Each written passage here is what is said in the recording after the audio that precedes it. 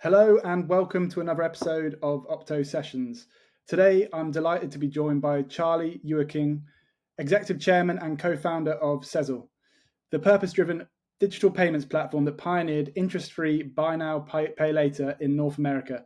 Since launching in Minneapolis in 2016, Charlie has guided Sezzle from startup to public company status, processing more than $808 million in Q1 of 2025 alone, and lifting revenue by 123% year on year.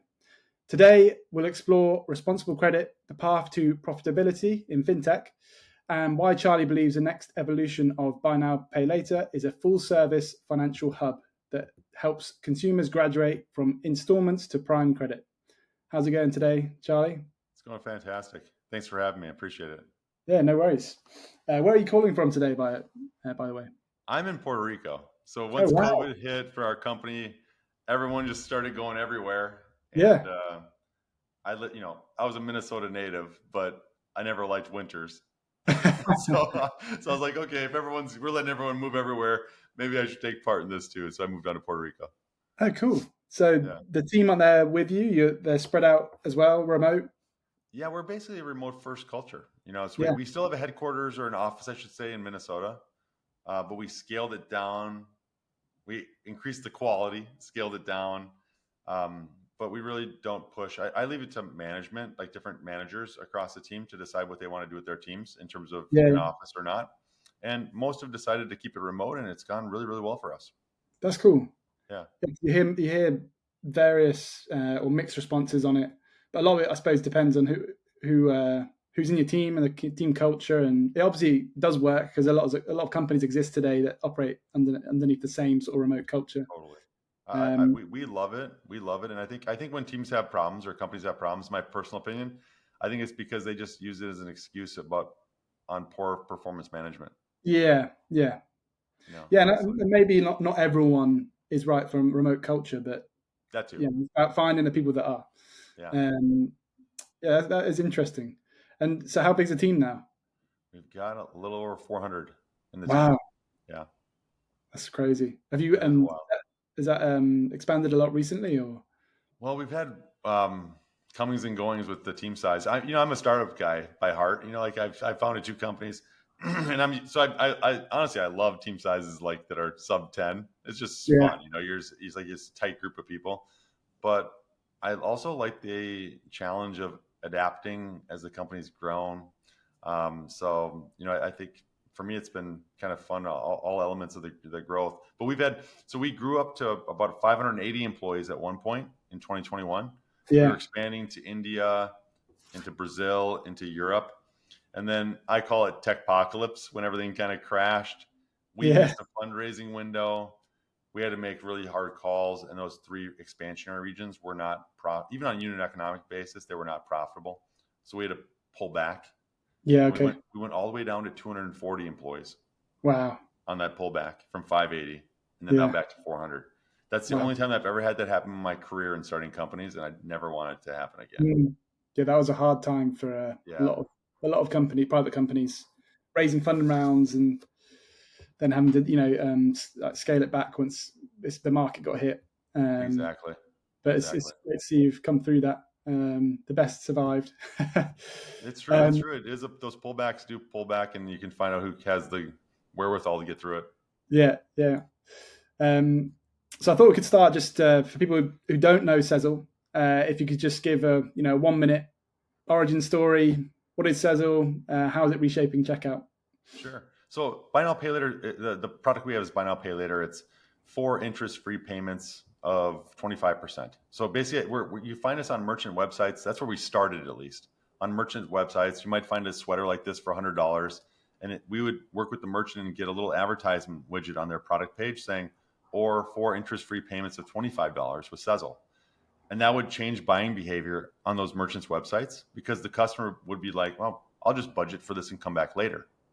Typically, a debit card user is our user. So they'd be like, I don't have the money in my bank account, or I don't feel comfortable going to that low of a level in my bank account, so I'll wait until I get my future paychecks. The customer would see our product on the website and say, Sezzle's going to help me budget for that. I'm going to buy it. And then they'd search us out in the checkout, and then make the purchase. And that we had this great, we still do have an incredible symbiotic relationship with merchants where we help them make the sale and then they help us create consumers. But what's happened to Sezzle is we've adapted the model a bit and have gone more to direct to consumer because the consumer loves paying for so much. They were begging and screaming for us to add it to more sites. And Yeah. so we did it through additional products and services, through subscription products and pay-as-you-go products that allowed the consumer to basically subscribe to Sezzle or be a part of Sezzle now and use us everywhere. Yeah, that's pretty cool. I saw that. Because were you one of the first in buy now, pay later, or did you come after a few of the others? You know, what's interesting. We weren't at the first. We were first in the United States. So Yeah. the innovator or the originator was Afterpay in Oh, yeah. Australia. Yeah. So we noticed their model. I had been to Australia before. I kind of call it like the USA South because the cultures are so similar. You know, the accents aren't, but the cultures are. And so I was like, if it's working in Australia, there's a good chance this will work in the United States. So we brought the model to the US. We were the first to launch with it. But Wow. then everyone came. I mean, it was like Afterpay saw our launch within a week. I swear within a week. And they were already over here. They knew how important it was to get over here. So they came over here. We were probably like a $25 million market cap Yeah. startup, and they were a $2 billion company. Yeah. And they came over right away. Then Klarna came, then QuadPay launched, which is now Zip. This is all within a matter of like probably 8 months. All Yeah. these companies came. So we were the first in the US, but we're not the largest. And I'd say mainly not the largest because these bigger players came in so fast. Yeah. And really, they did a good job. A lot of our competitors did a great job. But as far as do many offer this sort of like so you basically subscribe to Sezzle and you can do buy now, pay later on any site now. Yeah. Is that common or? I think we're the leaders in that space. Yeah. So we're not the leaders in maybe in the merchant partnership model at this point because of what I mentioned, these bigger players coming in and getting some big sites early on, especially. But we adapted and we realized we have to adapt and we listened to the customer. They want to use it in more places. We launched our subscription products. We launched the on-demand product, which is pay as you go. And others are doing some of these things in certain flavors and to some Yeah. extent. But I would say definitely Sezzle is the most fully featured on the direct-to-consumer side. And that's where I think we're winning is on Yeah. that side. So yeah, if we were going to say where does Sezzle stand out, what if the people that use it, what's the one thing that they would sort of refer to is this? I think so. And then we also have another feature called Sezzle Up, where we're the only buy now, pay later that allows a customer to basically opt in to credit reporting through Yeah. Sezzle Up. It's free, it's opt in, and then we can help these customers build their credit score because typically a buy now, pay later loan, which essentially is a loan, does not get reported to the bureaus. So the customers are not getting credit for this on their credit profiles, Yeah. and a lot of our customers are young customers, new to credit. They need this reporting in our view. So we offered Sezzle Up and added that in. So I'd say between the direct consumer products and Sezzle Up, those are probably our biggest differentiations to the consumer. Yeah. Okay. That's really interesting. And yeah, so going back to sort of more of where it began, because you've founded other startups before. So initially, I think I'm right. I'm saying you were solving parking headaches at Passport. Is that right? Yep, that's true. And then you moved on to Sezzle. What did you learn from your experience there that has helped you on your journey to sort of into payments? I will tell you, I think if I didn't have Passport before Sezzle in my background, I think we wouldn't have made it at Sezzle because it was almost like a minor leagues to the payment space in the retail payments is the major leagues. We're competing against PayPal, Klarna, Affirm, Yeah. Afterpay, Zip. Like it's the major leagues. And no disparagement to the parking space, but it's not at the same level of competition. But for me, I think in that time period, it was a great learning about how to scale up a business, about how to do the correct hiring, how to go after the right strategies, and how those winning strategies can help you win the space. Yeah. And learned through a lot of bumps. Like the first time you ride a bike, you're going to take a couple falls. And so at Passport, we took a couple falls, I took a couple lumps, and then I basically learned like, okay, here's the corners you can cut when you're building the next company. And you just know we don't need to bother doing that. We don't need to bother doing that. We go straight down this path. And that I think helped me more than anything. The fact that I basically ridden the bike once before. And I just think, payments also, I learned a lot about payments. Payments is a very interesting space. So I think I wanted to stay in the payment space, but just go after something bigger. Yeah, that makes sense. Yeah. And was that your first startup, or Yeah. did you have others before then? Okay. Just the two. Yeah. And how big did that one get to before you? Passport is the leader, I would say, still at this Really? point. Yeah. So when Oh, we wow. launched, there were two big companies in the space, and people thought Mhm. we were crazy. It was a mobile payments for parking was our focus, Yeah.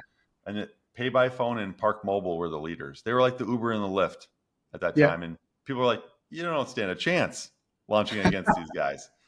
And I was a younger guy. My teammates were younger. We were a younger group of people, and we're like, we just did it anyway.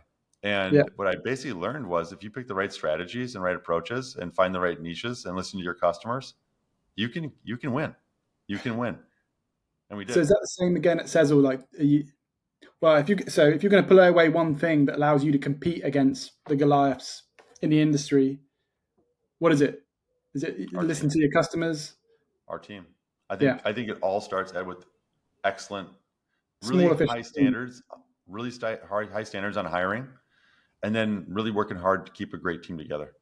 Yeah. Because once you have an incredibly smart team and you have them focus on the right strategies, you can like slice through the competition. You really can. It's amazing. I mean, I looked up to a lot of founders, that have done much more than I've done. And Elon Musk at X, great example, came into Twitter, cut the staff back, but then focused, I think, really probably focused on quality and focus Yeah. with the really tight team.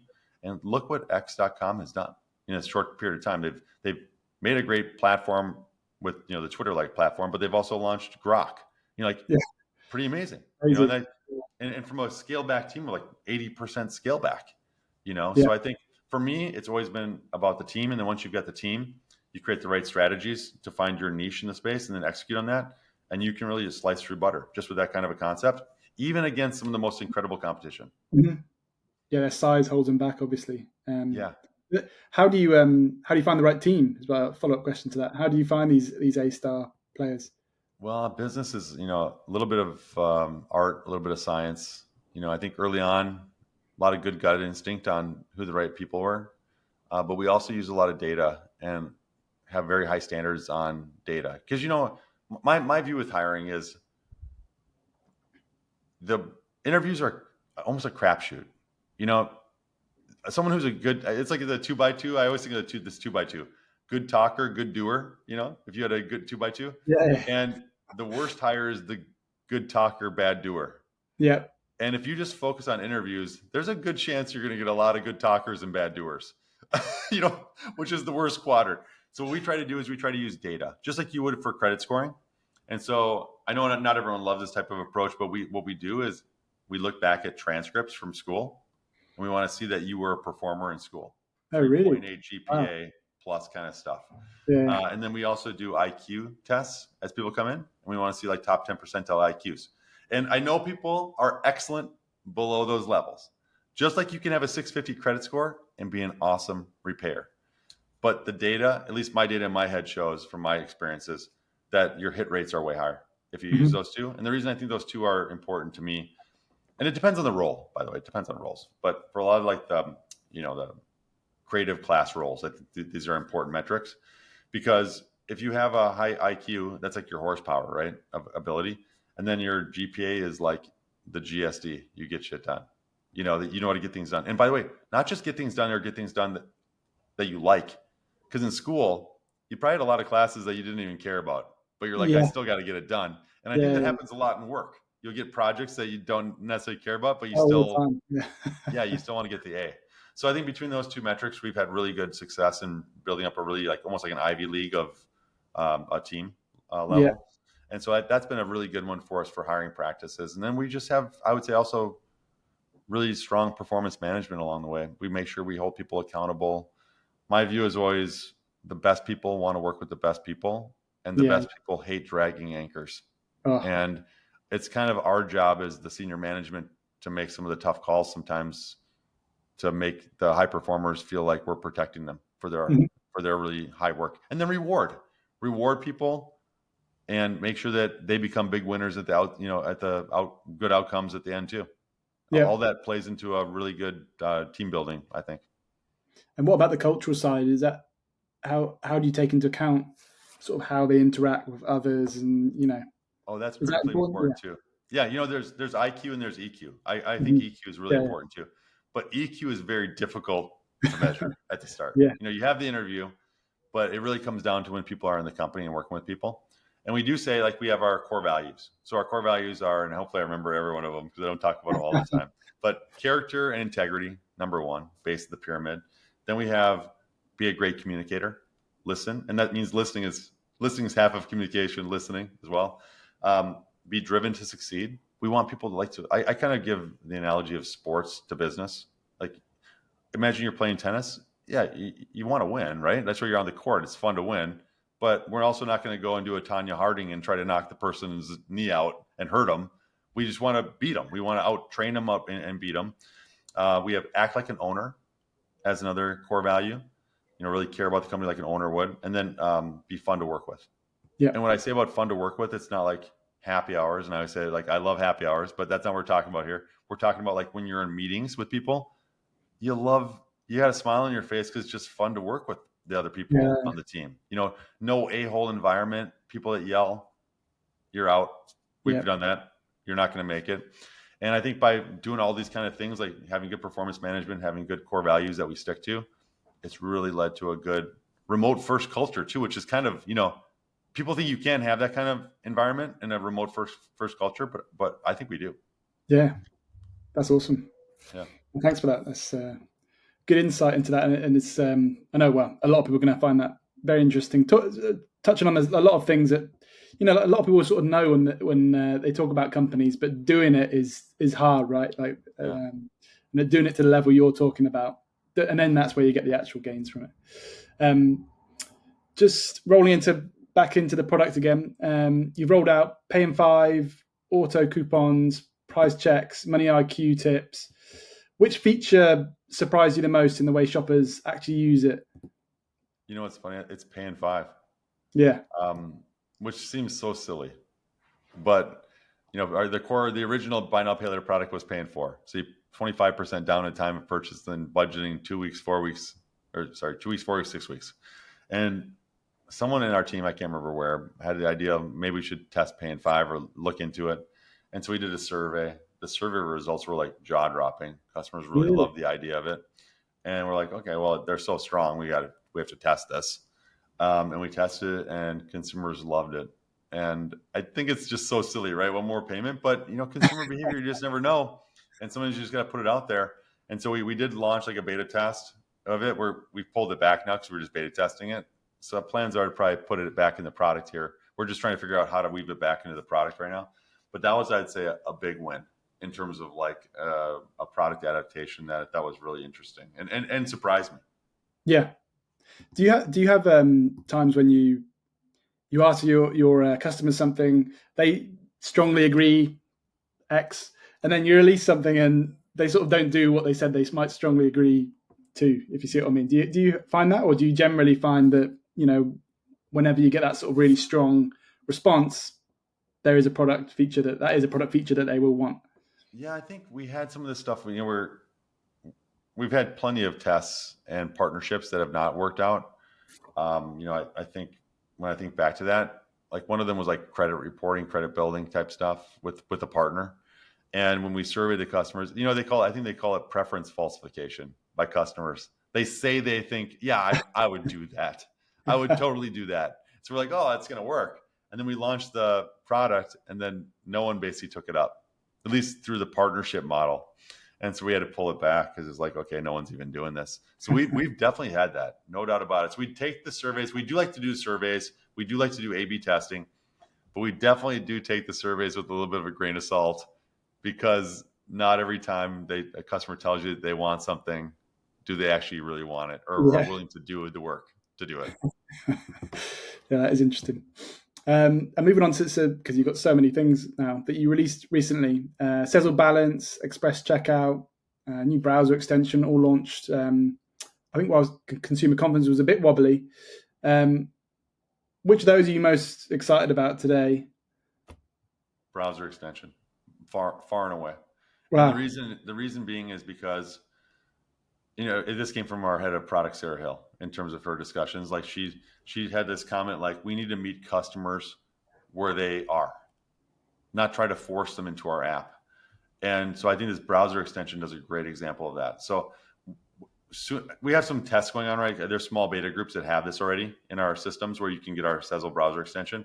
But I'd say soon to come, when you download the Sezzle app, there's going to be an option to install our browser extension. And the point of installing the browser extension on your mobile phone is that we'll help you find discounts and deals, auto apply coupons, get cash back, all through this browser extension. And the idea being, Ed, like, normal workflow of our lives, I'd send you something like, hey, Ed, check out this tent, where you like to camp. Check out this tent. You might want to buy it. It was awesome. You get it on messages or WhatsApp, and then you click the link, and then it goes into your browser on your mobile phone. You're not going right to Sezzle. Your normal workflow is you're going to your app. You click the link, it goes into Safari or Chrome. And then in that experience, Sezzle will say, Ed, you can find this tent $10 cheaper over at so-and-so sporting goods. And then you're like, wow, Sezzle just saved me a bunch of money. That's awesome. And so you're reminded of Sezzle, that we helped in that situation. And then you are maybe more likely to come back into our ecosystem because you remembered us. But that's the one I think that has the most power for helping the customer because it's in their daily lives. And I think symbiotically helping us because it reminds the customer that Sezzle is helpful. And then they think, oh, I should, because a lot of people forget about apps. I know they do. I do the same thing. You forget about apps. And so by interjecting ourselves into their daily lives, we think we can create a reminder, but also help them. Yeah. It's good. It's that when the habit or the use case, the frequency becomes stretched out, you're less likely to remember. So it's hard to build that habit in there. Exactly. So unless someone's buying something every day, but there's a chance they forget about it, which is that sounds like a great idea. Do extensions? Do they work on mobile or are they mainly desktop? Mobile. This is the new idea. So what we call it internally is like a honey for mobile. Yeah. Because I don't know if you know about the honey browser extension. PayPal bought them. Yeah. I used to use it, but I think most people now have migrated from shopping on desktops and laptops to shopping on their mobile phones. Mm-hmm. And browser extensions do exist on mobile phones. Not a lot of people realize it. You can install browser extensions on your mobile phone. It's, I think, maybe a more nascent technology. Yeah. And so I think that's why people don't realize it. And so we're trying to kind of do this like quote unquote honey for mobile type feature set and bring that type of thing to our mobile phones now instead of the desktop. Yeah, that's a cool idea. I'll have to try that out because I've used honey on desktop and it was really good. So exactly. And a lot of people shop. I mean, I used to think I'm never going to shop on my mobile phone. I definitely do it. Definitely do it. Yeah. So you've also predicted that buy now, pay later, the share of US payments could jump from 6 to 20%, which is a huge growth. What do you think's behind that? Is it actually how a lot of consumers want to purchase, or is there another reason why it's growing so quickly? Well, I think both. So we see what's already happening and we hear the feedback from consumers. In a way, buy now, pay later, the payments pie used to be this like debit and credit pie. And it was almost like a 50-50. And the way I view buy now, pay later, it's a budgeting tool, but it's also a hybrid between the two. So the reason I say it's a hybrid is because one of the benefits that people like about debit cards is the certainty that it's off my books. I don't have to think about it. And there's a credit card users that like it to be on their books and they like the time value of money. Like that's me. I like time value of money. I'll use credit cards. But there's some customers that they want the purchasing power that they're missing from debit. But they still like the certainty of payment. And so that's where I think buy now, pay later really is the hybrid between the two. And we've been seeing the pie grow. And then we know that customers love it. And then the reason we think this kind of 20% number, first of all, it's like a public number. It's been brought up by another group. I forget the name of the group that directed towards it. But I think they got to it from looking at other countries. So in Australia, BNPL is around that 20% mark. Really? Wow. Yeah, and if you where it originated, all online transactions. Yes, like around 20%. Crazy, isn't it? Yeah. I think there was a stat that during Amazon's Prime Day, it was like upper single digits of transactions were BNPL, so above the 6% number already. And then in Europe, there's it's nearish that 20% number too. So we kind of have the triangulation across other countries or regions that it's already happened. That's mad. I mean, that is a huge portion of online transactions because Totally. it's a lot of money going through. Yeah, it was like an 8% share at Walmart for Prime Day or Wow. Prime Days. And you've obviously had a really good start to the year. Revenues up a lot, profits quadrupled as well. What's behind this? Is it just, are you getting network effects starting to work? Is it word of mouth, or why have you suddenly seen this growth recently? I think we really nailed a few products in a row. Mm-hmm. Is probably the answer. We had 3 years ago, we launched Premium, our first subscription, which was like a limited set of top merchants that you could shop at in our app. We heard customers saying we want more. We launched Anywhere. So we issued customers a virtual card on their mobile phones. They could tap anywhere.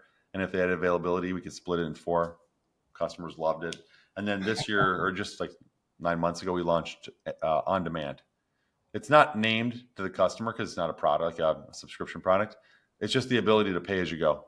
Like if you want to shop at Amazon, $3.50, we'll charge you that, basically a finance charge, and you can split your payments at Amazon. Mm-hmm. And so those have all been winners. So I think there's like a compound effect of just keep on launching winners in the product suite, and they just kind of all carry you forward. So I think there's a bit of that, and we're also riding the wave of BNPL itself growing. Yes. And then what we really try to do, I mean, I love business. I think it's fun. And so I think we're also basically trying to show the scaling ability of Sezzle, that we don't really have to add to the team at nearly the same rate that we can grow revenue and gross margin. And, kind of showing off to the public that as we grow the gross margins, we don't have to grow our OPEX, which increases net income. Yeah, so that's that's cool. been a little bit of our story. And is that, would you contribute that down to sort of advances in AI recently, or is it just having, a really effective team? I think a really effective team right at this point. We do always believe in automation. Even before AI, we used to joke around like the Simpsons chant for monorail.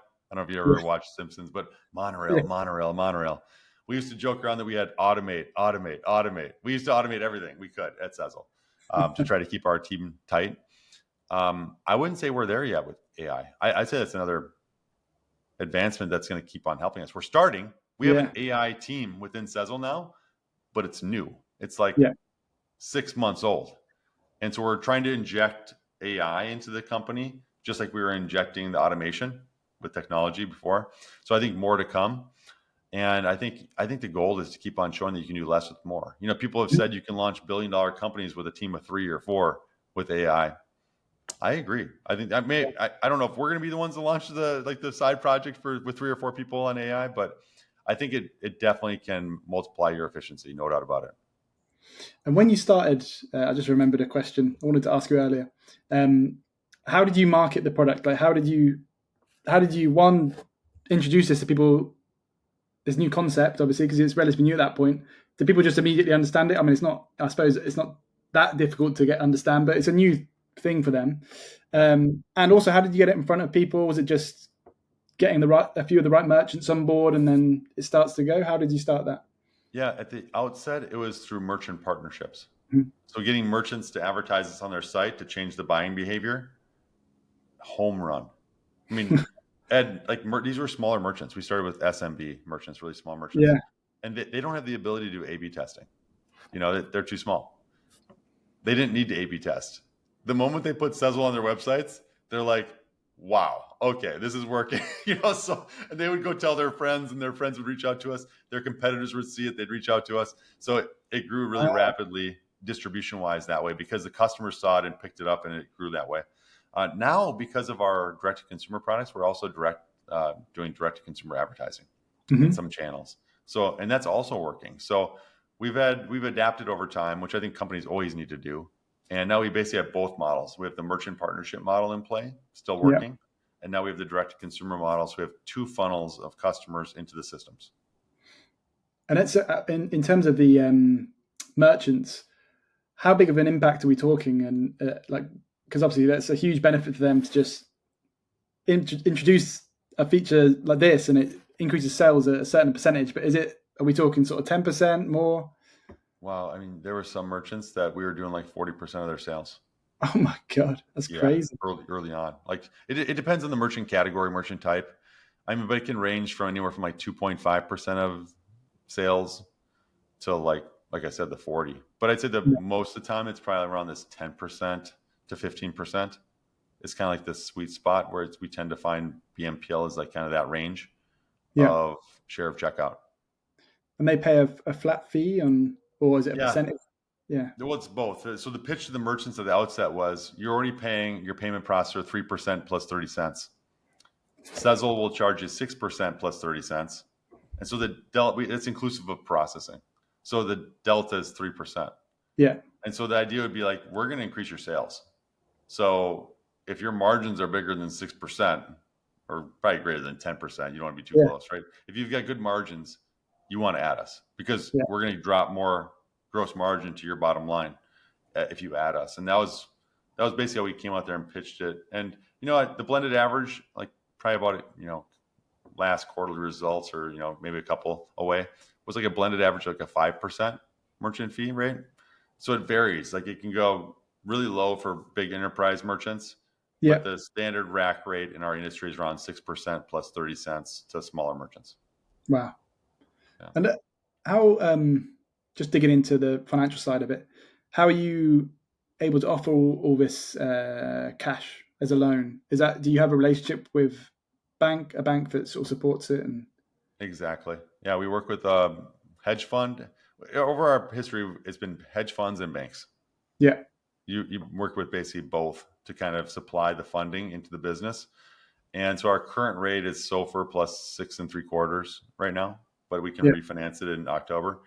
But it works because basically we have this supply of it's only engine oil. So we basically have this engine oil comes in and we can lend that out to the customers. And because of the dynamics of the product, the the pricing works out. Yeah. It's because we turn over quite a bit. Yeah. Yeah. I can imagine. Um, Something that people will be talking about is potential of like fraudsters, which is always a problem um, with online sales or any sales. How does Sezzle approach that? How do you mitigate it? Yeah, it's a great question. Honestly, I think it's one of the biggest problems in all of payments is fraud. And I wish the government actually helped create consortiums to help more, honestly, because I think it's these fraudsters hit tons of companies at the same time. They try to at least. So basically, we do a couple of things. So the first thing is we pull in data sources, like a lot of different data sources, but we really focus on the third party fraud, making sure that you can't create synthetic identities in our system. And so the viewpoint is if you stop the synthetic identities, these automated tools that try to create fake accounts and try to wipe you clean, that's 99% of the problem. The Okay. last 1% is the first party fraud, which you can still get with some of the kind of credit checks or data checks on consumers to see if they've done this elsewhere. But it's almost impossible to totally stop that. And that's the customer that's like, oh, I heard I can get $300 or $400 availability from Sezzle. I can sign up and then just go buy a PlayStation and never pay them back. So that's why there are higher loss rates for newer customer groups. There always are and probably always will be because of that kind of dynamic. That's the one that I think will always exist, the first party fraud, but it's not massive. It's I honestly like one of the most refreshing things about running a company like this, a lending company, is you find that almost all customers want to pay back. It's just the ability in most cases. You have these the thieves over there that kind of ruin it for everyone else a bit, but Yeah. most people want to pay you back. And then you have these rings that try to do things, and yeah, they try to do a lot of different things, but we've never really had a big incident at the company. Of course, knock on wood, but I think it's because we have these really strong know your customer type systems and identity methods that really make sure there's a person on the other side. Yeah.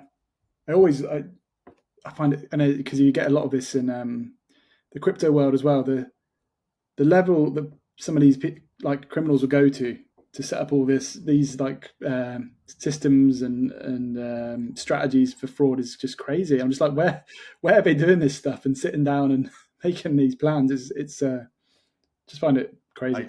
I can't. It really upsets me, honestly. And that's why Yes. I say that it'd be nice if the government kind of tried to help because someone that tries to get Sezzle is going to try to get the other five players and buy now pay later. Yes. They're Gonna going to go. try to get a bunch of other financial services and banks. And it's like it's the same people. It's the Yeah. same people. And it's awful nowadays with AI and they can get scale a lot quicker, trick people a lot easier. It's Totally. crazy, really. Yeah, the third party groups also tend to trick people. They try to trick people into like, hey, give me your account and password. And when it texts you, it gives me, I'm from Sezzle, give me the number. Yeah, It's just like, you can't believe people believe this stuff, but it works. yeah, it's just awful they do that, though. Yeah. Anyway, we'll move on to some better stuff. But thanks for that. So talking about the future in Sezzle, where do you see Sezzle 5-6 years from now? What new features have we got? What is the Sezzle app? Yeah, I think it's basically a daily life app for customers in financial services and shopping. Those are like we view those as our pillars. Yeah. And basically I'd say in 5 to 10 years, you download the Sezzle app, will be your hub for your finances. Checking account, credit type account, maybe credit builder, credit cards, maybe an actual credit card at some point in the future. Earned wage access, cash advance, BNPL. We're going to try to figure out which ones are the right features to add in over time. But Yeah. we're shooting for, Ed, is like, we're not going to compete with Amex. That's not our target customer. Our target customer is probably more like a Chime customer, probably. If you had to think about it in terms of like a quick thought on it. More heart of America, honestly, most of America type of product. Yeah. And then so that's like the financial services side, and on the shopping side, couponing, discounting, price comparison, the browser extension, speedy checkouts, basically making Sezzle an app where you want to use Sezzle every day, or you bank with us or whatever it might be, or you want to use this every day because if you go shopping or go looking for something, we're going to save you money. Yeah. And so I think this heart of America customer, financial services products help them for sure, no doubt about it. But saving the customer money on purchases, that's right to the bottom line.